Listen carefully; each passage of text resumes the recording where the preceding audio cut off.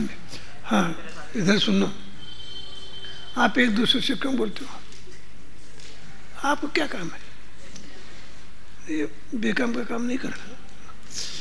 एक तो दुस्वभावी है, मान्य हो गया। अनंत अनुबंधित दुस्वभावी है, ये वीरसेन आचार्य ने धौला टीका में भी कहा है। अब क्या होता है, चौथे, पांचवें, छठे और सातवें चारों गुणस्थानों में से किसी एक गुणस्थान में क्षायिक सम्यक्त होता है। फिर से बोलता हूँ, चौथे में, पांचवें में, छठे में अथवा सातवें में, इन चारों गुणस्थानों में से किसी एक गुणस्थान में क्षायिक सम्यक्त होता है। किसी भी एक गुणस्थान में होगा तो क्षायिक सम्यक्त होने के पहले अनंतानुबंध का नाश होना आवश्यक है। और अनंतानुबंध का नाश हमेशा के लिए विसर्जना पूर्वक होता है। फिर से अनंतानुबंध का नाश अर्थात अभाव विसर्जना पूर्वक होता है।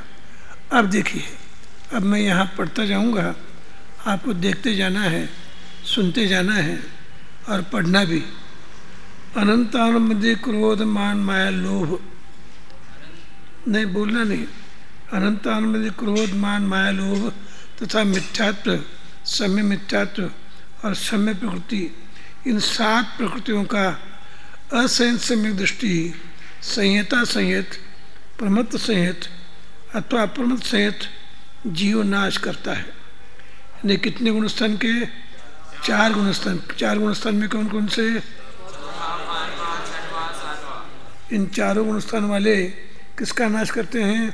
अनंतानुबंध 4 का, दर्शन होने के 3 का। ये हो गया। अब आगे, इन 7 प्रकृतियों का युगपत नाश करता है या क्रम से? तो नहीं, यानी युगपत नाश नहीं करता। नहीं का अर्थ युगपत नाश नहीं करता, क्रम से नाश करता है। क्योंकि 3 करण करके, अधिकरण, अपूर्वकरण, अनिवृत्तिकरण, 3 करण करके अनिवृत्तिकरण के चरम समय में पहले अनंतानुबंध 4 कषाय का युगपत नाश करता है। अनंतानुबंध 4 कषाय जो है, क्रोध, मान, माया, लोभ, ये चारों कषाय का जो कर्म परमाणु हैं वे अप्रत्याख्यानावरण, प्रत्याख्यानावरण, संज्वलन से परिणत होकर के संज्वलन कषाय चौकड़ी का क्षय होता है, नाश होता है, विसर्जना हो जाती है। पहला काम हो गया। आगे तत्पश्चात पुनः 3 करण करके, अनंतानुबंध विसर्जन के बाद पुनः 3 करण जीव करेगा।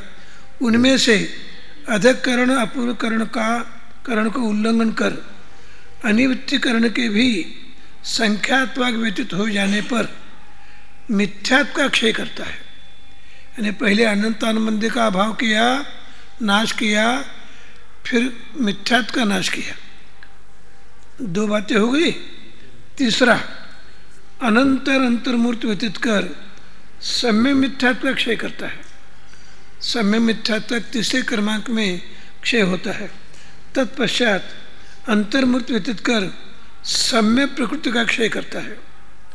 चौथे नंबर में सम्य प्रकृति का नाश करता है। अब कितने प्रकृति का नाश हो गया? अनंतानुबंध के 4 और दर्शन के 3। इन 7 का नाश हो गया, क्षय हो गया। और एक नियम है, मिथ्यात्व का एक बार क्षय होने के बाद दोबारा जो मिथ्या दृष्टि नहीं बनता। अनंतानुबंध की विसर्जना के बाद दोबारा अनंतानुबंध आ सकती है, लेकिन मिथ्यात्व एक बार चला जाता है सत्ता में से, तो दोबारा मिथ्यात्व नहीं आएगा। सत्ता में से जाना चाहिए। मात्र उदय अभाव होकर के काम नहीं चलता, सत्ता का अभाव हो। तत्पश्चात अंतर्मूर्ति व्यतीत कर सम्य प्रकृति का क्षय करता है। इस प्रकार क्षायिक समदृष्ट जीव सातिशय प्रमित अनुष्ठान को प्राप्त होकर, सातिशय प्रमित अनुष्ठान को प्राप्त हो गया। फिर क्या होता है? जिस समय क्षपना विधि प्रारंभ करता है उस समय अधिकरण करके क्षपणा विधि अब करेगा चारित्र होने के लिए, करके क्रम से अंतर्मूर्त में अपूर्व करण गुणस्थान वाला होता है। वह एक भी कर्म का क्षय नहीं करता। अपूर्व करण गुणस्थान में एक भी कर्म का क्षय नहीं होता, किंतु प्रत्येक समय में असंख्यात उन्नत रूप से कर्म प्रदंश की निर्जरा करता है। क्षय करना बात अलग है। बोलो। प्रारंभ में ही जब चारों सम्यक दृष्टि के नाम लिए तो जब प्रमत्त संयत मुनिराज हैं वह अनंतानुबंधी का 3 दर्शन महीने का क्षय कैसे करेंगे, क्योंकि उनको तो शुभोपयोग। ऐसा है ना, ये बैठिए, शुभोपयोग होने पर भी उस समय शुद्ध परिणति है या नहीं? शुद्ध परिणति है। शुद्ध परिणति के बल से क्षय करता है, यानी वहाँ शुभोपयोग से क्षय करने की बात ही नहीं। शुद्ध परिणति है, शुद्ध परिणति के द्वारा क्षय करता है। और शुभोपयोग कहीं भी कर्मों का क्षय नहीं करता। शुद्ध परिणति अथवा शुद्धोपयोग के द्वारा ही कर्मों का क्षय होता है। समझ में आया? हाँ बोलो।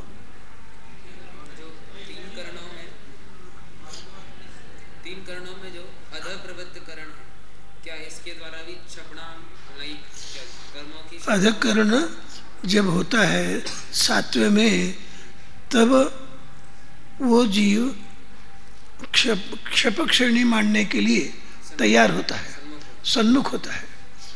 अधः करण के बिना जो सात्वां स्थान है वह स्वस्थान अप्रमत्त है। अधः करण किया वह सात्य अप्रमत्त हो गया। और बोलो, किसी को अब तक कुछ शंका हो तो पूछ सकते हैं। अधः करण के द्वारा ही वो मुनिराज क्षपणा के लिए, चारित्र में उनकी क्षपणा के लिए उद्यत होते हैं। क्षपणा करते नहीं, उद्यत होता, तैयारी करते हैं। जिस तरह आपको मालूम होगा, ये लंबी छलांग लगाना हो, लंबी छलांग लगाना हो तो वहाँ लंबी छलांग लगाते समय जहाँ पैर रखना है वो भूमि ठोस चाहिए, पत्थर चाहिए। वहाँ यदि रेती हो अथवा मुलायम जगह हो तो छलांग मारना नहीं बनता। उसी तरह अधः करण की भूमि के बिना सीढ़ी चढ़ने का काम नहीं होता। इसलिए अधः करण में सीढ़ी चढ़ने की भूमिका बन गई और अपूर्व करण से श्रेणी चालू हो गई। अधः करण अपूर्व करण वाला होता है, वो एक भी कर्म का क्षय नहीं करता, किंतु प्रत्येक समय में असंख्यात उन्नत रूप से कर्म प्रदर्श की निर्जरा करता है। यहाँ तक स्पष्ट हो गया। अब आगे किसके पास है? उसको छोड़ो मत ना, उसको छोड़ो मत। एक एक अंतर्मूर्त में एक एक स्थिति कांड घात करता हुआ, स्थिति कांड घात करना अर्थात जो कर्म की स्थिति है उसे कम करना, कांडक रीति से बहुत बड़े मात्रा में स्थिति का क्षय करता है। स्थिति कांड घात करता हुआ अपने काल के भीतर संख्यात हजार स्थिति कांडकों का घात करता है।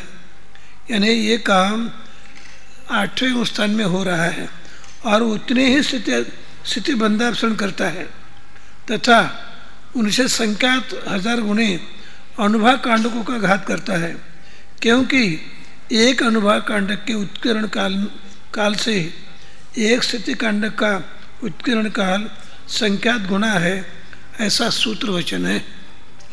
उत्कीर्ण काल यानी उकर करके निकाल कर फेंकने की बात। यानी एक गड्ढा हो, गड्ढे में से मिट्टी हो, रेती हो, पत्थर हो, उसको निकालना, उसे बोलते उत्कीर्ण काल। उसी तरह कर्मों का उत्कीर्ण काल, कर्मों को निकालना, यानी कर्मों को निकालने का जो काल है वो उसको उत्कीर्ण काल बोलते हैं। उत्कीर्ण काल। इस प्रकार अपूर्व करण गुणस्थान संबंधी क्रिया करके ये सभी काम अपूर्व करण गुणस्थान में हो गए और अनिवृत्ति करण गुणस्थान में प्रविष्ट हो गया तो प्रविष्ट होने के पहले क्या होता है, वहाँ पर अनिवृत्तिकरण काल के संख्यात भागों को अपूर्णकरण के समान, अभी यहाँ क्षय का काम चालू नहीं हुआ, अपूर्णकरण के समान ही स्थितिकांड घात आदि विधि से व्यतीत करता है। यानी जो 8वें गुणस्थान में काम हो गया वही काम अनिवृत्तिकरण गुणस्थान के भी कुछ काल में हो गया।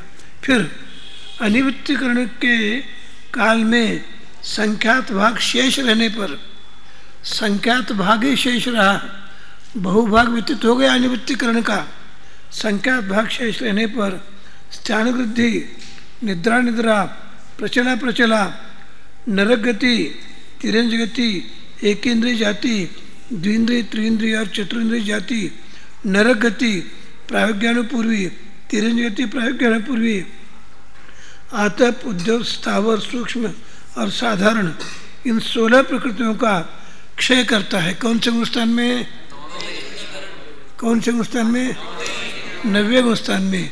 90वें गुणस्थान का भी संख्यात भाग शेष रहता है, तब प्रारंभ में नहीं करता।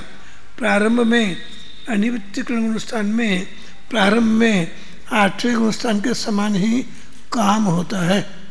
समझ में आ रहा है बराबर? आगे पश्चात अंतर्मूर्त व्यतीत कर प्रत्याख्यानावरण, अप्रत्याख्यानावरण संबंधी क्रोध, मान, माया, लोभ, इन 8 प्रकृतियों का एक साथ क्षय करता है। यानी प्रत्याख्यान अप्रत्याख्यानावरण, प्रत्याख्यानावरण दोनों कषाय चौकड़ी का 8 का क्षय एक साथ करता है।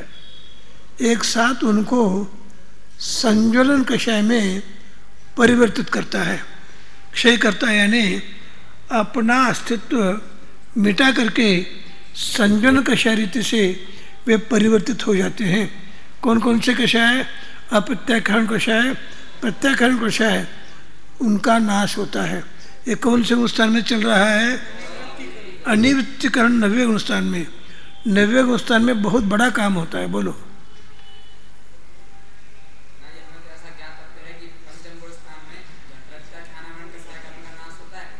वो उदय नाश होता है। उदय नाश अलग है, क्षय अलग है। यहाँ सत्तानाश की बात चल रही है। सत्तानाश अलग है, उदय नाश अलग है।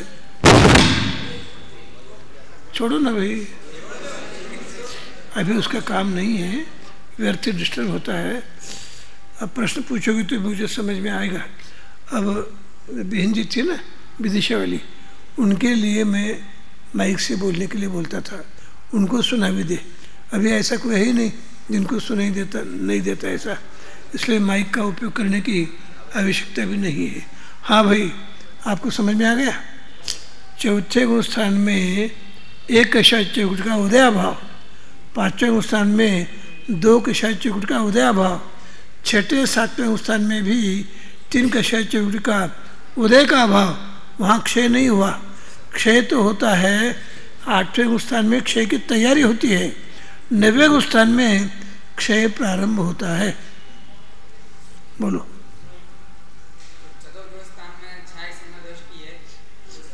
क्षयिक समष्टि है तो उसे अनंतानुबंधी का विसंयोजन होकर के क्षय हो गया है, और मिथ्यात्व का भी क्षय हो गया है।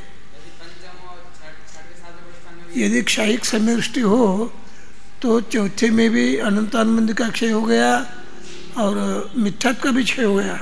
5वें स्थान में क्षयिक समष्टि भी है तो उसका भी मिथ्यात्व का क्षय हो गया है, अनंतानुबंधी का क्षय हो गया है। 6वें स्थान में क्षयिक समष्टि हो तो उनको भी अनंतानुबंधी का क्षय हो गया है, मिथ्यात्व का क्षय हो गया है। 7वें स्थान में भी क्षयिक समष्टि हो तो उनको भी मिथ्यात्व का, अनंतानुबंधी का क्षय हो गया है।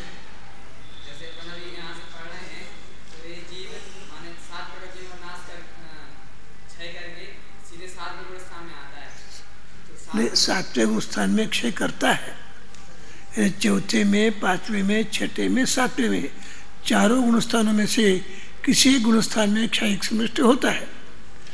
किसी एक गुणस्थान में 7 का क्षय करता है।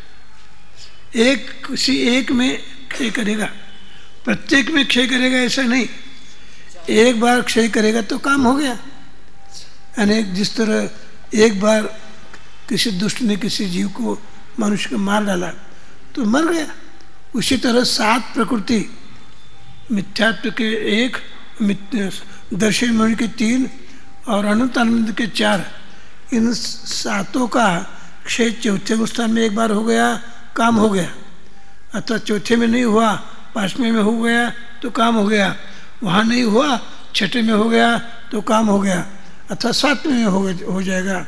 इस तरह क्षयिक सम्यक के 4 स्थान हैं, अथवा 7 प्रकृतियों के क्षय के 4 स्थान हैं। हो गया। अब आगे देखो, ये विषय आपको समझने की जिज्ञासा हो गई, इसका भी मुझे प्रमोद है। आप लोगों को मूल विषय ये बड़े बड़े विद्वानों को समझ में नहीं आता, ऐसा ये विषय है। इसलिए क्षपणा विधि का मैंने आपको बुद्धिपूर्वक ज्ञान कराने का प्रयास किया। अब आगे क्रम से दिया है बिल्कुल, एक साथ क्षय करता है। अब ब्रैकेट का जो है ना, उसे छोड़ देना, ब्रैकेट के अंश को छोड़ देना। आगे तत्पश्चात अंतरकरण करके एक अंतर्मूर्त व्यतीत होने पर नपुंसक वेद का क्षय करता है। देखो, थोड़ा सा आपको मैं ज्ञान कराना चाहता हूँ, धर्म बुद्धि से सुनना है, अन्यथा विकल्प नहीं करना। तीनों वेदों में जीव को आकुलता होती है, तकलीफ होती है, कष्ट होता है। किसी भी वेद का उदय जीव को सुखदाता नहीं है। उसमें भी नपुंसक वेदी जीव अधिक दुखी होते हैं, उनसे कम दुखी स्त्री वेदी जीव होते हैं, उनसे कम दुखी नपुंसक वेदी होते हैं, पुरुष वेदी होते हैं। उसी क्रम से ये काम है, उसी क्रम से काम है ये, इसलिए समझ लेना बराबर। पहले के तत्पश्चात अंतरण करके एक अंतर्मुक्त व्यतीत होने पर नपुंसक वेद का क्षय करता है पहले, फिर तदनंतर एक अंतर्मुक्त व्यतीत हो जाने पर स्त्री वेद का क्षय करता है। पुनः एक अंतर्मुक्त जाकर सवेद भाग के द्विचरम समय में पुरुष वेद के पुरातन सत्तारूप कर्मों के साथ 6 नौकषयों का क्षय करता है। यानी ये सभी काम कौन से स्थान में हो रहा है? 90वें स्थान में हो रहा है। इतना सब काम 90वें स्थान में हो रहा है। और यहाँ एक शब्द आया सवेद भाग के द्विचरम समय में, समझ लो 15 समय सवेद भाग के हैं। सवेद भाग यानी 90वें स्थान में जब तक वेद कषय का उदय है उसे बोलते सवेद भाग। और सवेद भाग के सवेद भाग के द्विचरम समय में, यानी उपांत समय बोलो, द्विचरम समय बोलो, अथवा अंत के पहले समय बोलो। अंत के पहले एक अंत समय अलग है, अंत के पहले समय द्विचरम समय में पुरुष वेद के पुरातन सत्तारूप कर्मों के साथ पहले पुरातन सत्तारूप कर्मों का नाश करता है। और वहाँ भी गजब की बात यह है, वहाँ भी पुरुष वेद का, एक मिनट, पुरुष वेद का वहाँ भी आस्त्रबंध होता है सत्तारूप कर्मों के साथ 6 नौकषयों का। यानी 6 नौकषय, यानी 3 वेद को छोड़कर हास्य, रति, अरति, शोक, भय, जुगुप्सा, इन तीनों का, इन 6 का भी युगपत नाश करता है। कितना बड़ा काम हो गया। 90वें स्थान में बहुत अद्भुत काम होता है। तदनंतर एक समय कम 2 अवली मात्र काल के व्यतीत होने पर पुरुष वेद का क्षय करता है। पुरुष वेद का 6वें में ही नवक पुरुष वेद का, नवक पुरुष वेद का यानी नया जो पुरुष वेद का बंद हो गया था उसका क्षय करता है। यहाँ नवक शब्द नहीं है, लेकिन समझ लेना। तत्पश्चात एक अंतर्मूर्त ऊपर जाकर क्रोध संयोजन का क्षय करता है। क्रोध संयोजन का क्षय करता है यानी क्रोध संयोजन मान में बदलता है, उसे क्षय करता है, इस भाषा में कहा है। पश्चात एक अंतर्मूर्त होने पर मान संयोजन का क्षय करता है। इसके पश्चात एक अंतर्मूर्त ऊपर जाकर माया संयोजन का क्षय करता है। पुनः एक अंतर्मूर्त ऊपर जाकर सूक्ष्म सांप्रायिक गुणस्थान को प्राप्त होता है। वह सूक्ष्म सांप्रायिक गुणस्थान जीव भी अपने गुणस्थान के अंतिम समय में लोभ संजोन का क्षय करता है। लोभ सूक्ष्म दृष्टि हो गई 90 गुणस्थान में, 90 गुणस्थान में बहादुर दृष्टि से लोभ भी सूक्ष्म दृष्टि से हो गया, और 10वें गुणस्थान में सूक्ष्म लोभ का उदय आता रहता है और उदय आते आते नष्ट होता है। देखो एक नियम समझना, कोई भी कर्म हो वो उदय में आए बिना नाश होने का दूसरा उपाय नहीं है। फिर से बोलता हूँ, कोई भी कर्म हो उसका नाश होने का उपाय उदय में आकर ही नष्ट होने का है। सत्ता में पड़े पड़े कर्मों का नाश नहीं होता, कर्मों में अन्य अन्य परिवर्तन होते हैं। सत्ता में पड़े पड़े पूरे नाश हो जाएगा ऐसा नहीं होता, उत्कर्षण होता है, अपकर्षण होता है। ये बात आएगी यथायोग्य समय पे। आगे लोभ संयम का क्षय करता है। उसी काल में क्षीण कषाय गुणस्थान को प्राप्त करके 11वें गुणस्थान में जाने की बात ही नहीं है। उसी काल में क्षीण कषाय गुणस्थान को प्राप्त करके तथा अंतर्मुख बताकर अपने काल के द्विचरम समय में निद्रा और प्रचलना का व्युत्पक्षय करता है। देखो भाई, गजब का विषय ऐसा है, 12वें गुणस्थान के द्विचरम समय तक निद्रा का उदय रहता है।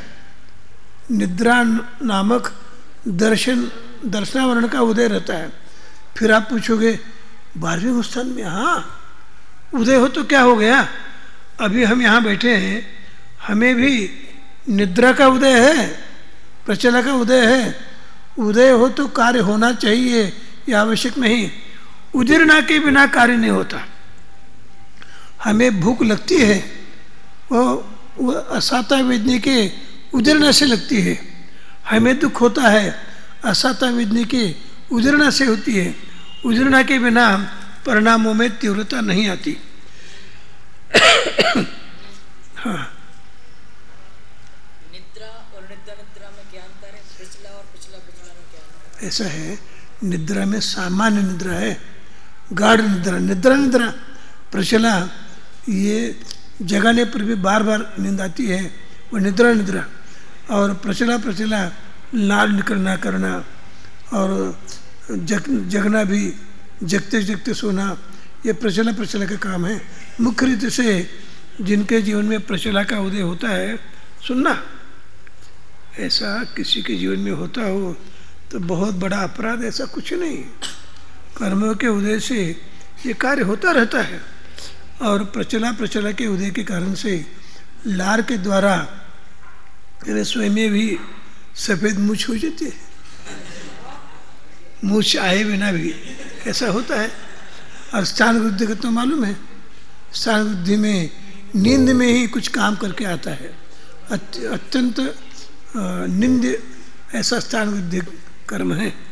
हाँ भाई, उसी काल में क्षीण कषाय गुणस्थान को प्राप्त करके तथा अंतर्मुख बिताकर अपने काल के द्विचरम समय में निद्रा और प्रचला का युगपत क्षय करता है।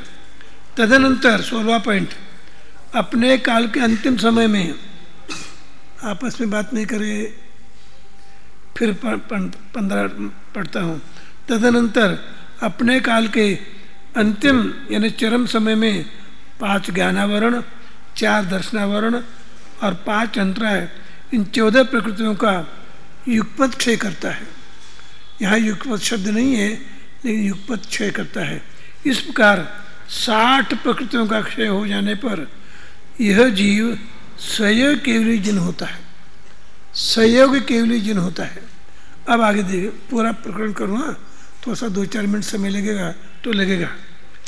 अब संयोगी जिन किसी भी कर्म का क्षय नहीं करते। गजब हो गया, सर्वज्ञ हो गए, अनंत वीरवान हो गए और किसी भी कर्म का क्षय करेंगे ही नहीं, क्योंकि उनके पास अब क्षय करने के लिए कुछ माल बचा नहीं। और जो बचा है वो मात्र आघात का बचा है। अब समझना, सहयोग केवली जिन किसी भी कर्म का क्षय नहीं करते, तत्पश्चात विहार करके और क्रम से योग निरोध करके वे अयोग केवली होते हैं। अयोग केवली भी अपने काल के द्विचरम समय में वेदनी की दोनों प्रकृतियों में से अनुदय रूप कोई एक वेदनीय, अनुदय रूप कोई एक वेदनीय, उसका जिसका उदय ऐसा नहीं, जिसका उदय नहीं है उस वेदनी का देवगति, 5 शरीर, 5 शरीर संघात, 5 शरीर बंधन, 6 संस्थान, 3 अंगोपांग, 6 संवनन, 5 वर्ण, 2 गंध, 5 रस, 8 स्पर्श, देवगति, प्रायोज्ञानपूर्वी, अगुलघु, उपघात, परघात, उच्छ्वास, प्रशस्त विहायोगति, अप्रशस्त विहायोगति, अपर्याप्त, प्रत्येक, स्थिर, अस्थिर, शुभ, अशुभ, दुर्भग, सुस्वर, दुस्वर, अनादेय, ऐश कीर्ति, निर्माण और नीच गोत्र, इन 72 प्रकृतियों का क्षय करता है। बोलो।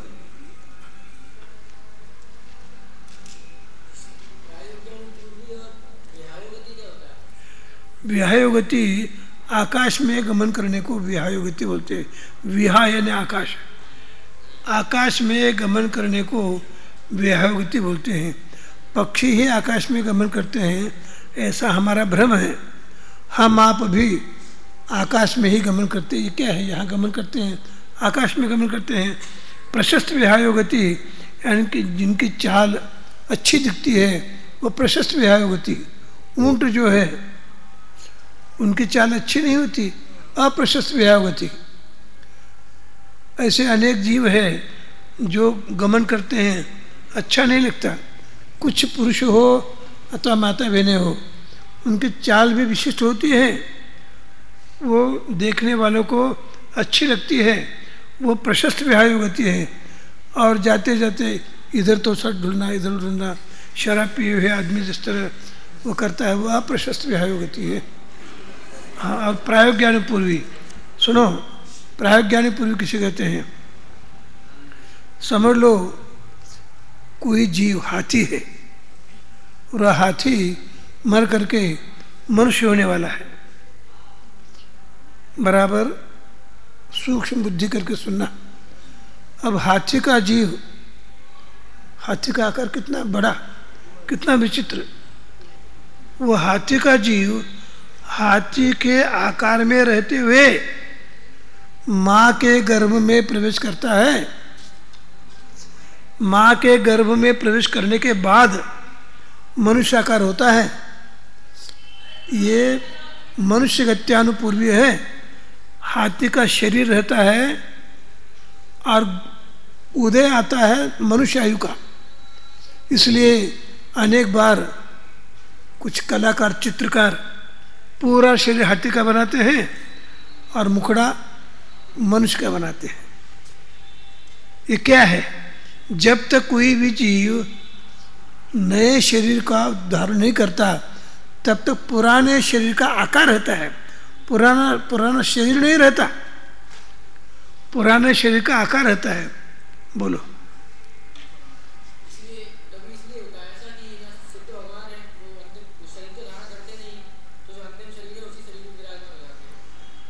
तो उनके प्रयोग ज्ञान कहाँ? वो तो सिद्ध भगवान तो किसके पेट में थोड़ी जाने वाले हैं। उनका आकार चेंज होता है, नष्ट होता है ना आकार उनका। तो इसलिए तो क्षय प्रकृति गिन रहे हैं। ये तो प्रायोज्ञानुपूर्वी, देवगत्यानुपूर्वी, मनुष्य गत्यानुपूर्वी, ये तो उनका क्षय करने की बात है। क्षय हो रहा है, प्रशस्त विहायोगति, अप्रशस्त विहायोगति और गत्यानुपूर्वी का क्षय हो रहा है। भाई सिद्ध भगवान को आकार थोड़ा ही रहेगा। निराकार कहना ये अलग है। ये मनुष्य आकार रहते हैं, वे निराकार रहते हैं ऐसा नहीं, मनुष्य आकार ही उनका होता है। हाँ भाई, और यहाँ एक बात समझना, नाम प्रकृति के इतने नाम गिनाए 14 गुण स्थान में, ये 14 गुण स्थान की बात चल रही है ना, अयोग केवली की बात चल रही है, 14 गुण स्थान की बात चल रही है। तो आप वर्ण गंध रस स्पर्श, तो वहाँ भी उनका शरीर है ना, 14वें गुण स्थान वर्ती अनंत भगवान भी सशरीरी है, अशरीर तो सिद्ध भगवान है। इसलिए इन सभी नाम कर्मों का अभाव अयोग के लिए स्थान में होता है।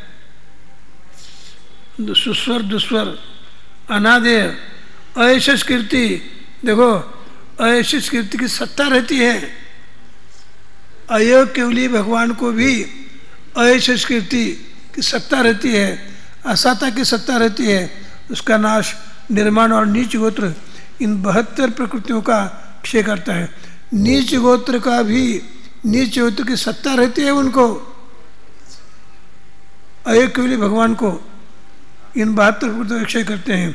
पश्चात अपने काल के अंतिम समय में उदयागत कोई एक वेदनीय मनुष्यायु, उदयागत कोई एक वेदनीय ने साथा तो असाथा मनुष्यायु, मनुष्य गति, पंचेंद्रिय जाति, मनुष्य गत्यानुपूर्वी, त्रस, बादर, पर्याप्त, सुभग, आदेय, यशस कीर्ति, तीर्थंकर और उच्च गोत्र इन 13 प्रकृतियों का क्षय करते हैं। इस प्रकार संसार की उत्पत्ति के कारणों का विच्छेद हो जाने से इसके अनंतवर्ती समय में कर्म रज से रहित निर्मल दशा को प्राप्त सिद्ध हो जाते हैं। मैं समझता हूँ पूरा विषय आ गया है, अब आपको तैयारी करना बाकी है। अब बोलो, अंतरकरण क्या है? अंतरकरण क्या है बेटी? जैसे मैंने आपको चौथे स्थान में उपशम संयुक्ति काल में अंतरकरण की बात कही थी। कैसे कही थी? यह मिथ्यात्व कर्म है और अनिवृत्तिकरण के बहुभाग जाने पर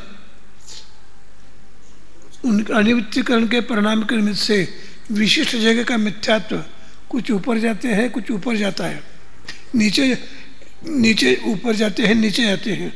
और यहाँ मिथ्यात्व कर्म में अंतर होता है, भेद होता है, उसको अंतरकरण क्रिया कहते हैं। कुछ मिथ्यात्व कर्म विशिष्ट जगह का मिथ्यात्व, उसके निषेक यानी पुंज, कर्म पुंज कुछ ऊपर के जाते हैं, कुछ नीचे अधस्थ स्थिति में आते हैं। ऐसा करते करते इस जगह का मिथ्यात्व पूरा नष्ट होता है एक अंतर्मुक्त काल का, उसे कहते हैं अंतरकरण। और अंतरकरण होने के बाद ऊपर जो मिथ्यात्व है उसका उपशम होता है, इसलिए अंतरकरण उपशम बोलते हैं। समझ में आ गया? हाँ।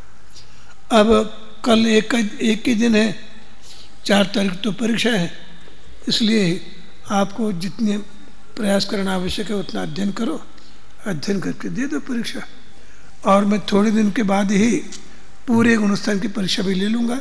हाँ बोलो। संजलन कषाय का जब अंदर मूर्त के अंतर्गत क्षय करता है तो माने संजलन क्रोध का क्षय किया, तो क्षय माने वे क्रोध मान रूप परिवर्तित हो गए। हाँ हाँ। और जब माया रूप और माया लोभ रूप, हाँ, तो लोभ फिर सूक्ष्म लोभ ऐसा बचता है। बताता हूँ। देखो बेटी, संजलन कषाय की पद्धति ऐसी है, संजलन कषाय बदलती रहती है। क्रोध संजलन मान में बदलेगा, मान संजलन माया में बदलेगा, माया संजलन स्थूल लोभ में बदलेगा, स्थूल लोभ सूक्ष्म लोभ बदलेगा, और सूक्ष्म लोभ भी लोभ अपने उदय से नष्ट होगा। ऐसा कषाय में लोभ के माध्यम से ही नाश होता है, अन्य किसी कषाय के माध्यम से नहीं। और बोलो बोलो। आपने कहा 14वें गुणस्थान में शरीर होता है। हाँ। और फिर 14वें गुणस्थान का नाम है अयोग के भी, तो योग नहीं, योग नहीं है। तो वचन काय योग है, तो शरीर हाँ, काय योग है। ऐसा है ना, शरीर होने का निषेध नहीं, द्रव्य मन होने का निषेध नहीं, लेकिन योग उसके निमित्त से आत्मा के प्रदेशों का चंचलपना नहीं होता। द्रव्य मन होता है, शरीर में होता है, लेकिन योग नहीं होता। आत्म प्रदेशों का परिस्पंदन नष्ट होता है, ये है। और अयोग क्रिया करने की बैठी है, शंका दूर हो गई। हाँ, और प्रथमान योग में ऐसा आता है, योग निरोध करके 1 महीने तक वे योग निरोध किया, ऐसा होता है। वहाँ अर्थ ऐसा है, दिव्य ध्वनि से उपदेश बंद हो गया तो योग निरोध किया, ऐसा वहाँ अर्थ है, वो स्थूल कथन है। और यहाँ योग निरोध किया, योग निरोध हो गया, अर्थात अंतर्मुक्त मात्र 5 ह्रस्व स्वर बोलने योग्य जो काल है उतना ही काल। प्रथमान योग में कर्णानु में बहुत अंतर है। शुद्ध चैत्र शुद्ध त्रयोदशी को भगवान महावीर का जन्म हो गया, ऐसा प्रथमान योग कहेगा। और कर्णानुयोग क्या कहेगा, जिस दिन स्वर्ग से युवा महावीर का, बालक महावीर का जन्म माँ के पेट में, तीसरा माता के पेट में हो गया, वो जन्मदिन है, गर्भ कल्याणक वो जन्मदिन है। लेकिन कथन अलग अलग जाति का होता है। हाँ भाई, समय हो चुका, अब जा सकते हो।